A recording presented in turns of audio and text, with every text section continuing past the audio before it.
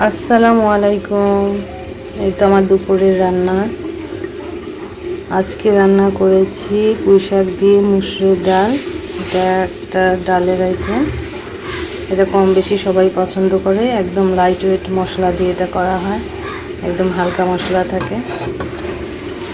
আর এখানে যেটা করছি এটা উত্তরবঙ্গের সবাই খায়, সেটা হচ্ছে ডিম তেলানি। দেখতেই পাচ্ছেন। এই তো আমি ডিমগুলো যখন আমার মশলাটা হালকা মশলা দিয়েছি, একটু পেঁয়াজ কুচি আছে, তারপরে আলু কুচি, মানে সিম্পল যে মশলাগুলো এগুলো আর কি তেলে ভেজে একটু পানি দিয়ে বলক ওঠার পরে আমি ডিমগুলো ছেড়ে দিয়েছি। তার উপরে পাঁচফোড়নের গুঁড়া দিয়েছি।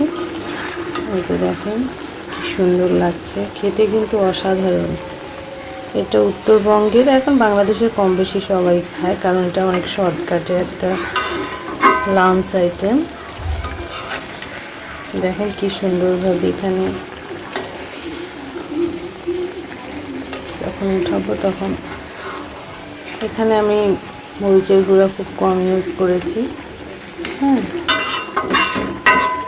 এটা খেতে খুব মানে একদম সাদামাটা একটা রেসিপি, আর খেতে খুব ভালো লাগবে। আর এই টাইপের রেসিপি খেলে হবে কি, আপনার আলসারের প্রবলেম হবে না, হার্টও ভালো থাকবে। সবাই ভালো থাকবেন। আল্লাহ হাফেজ।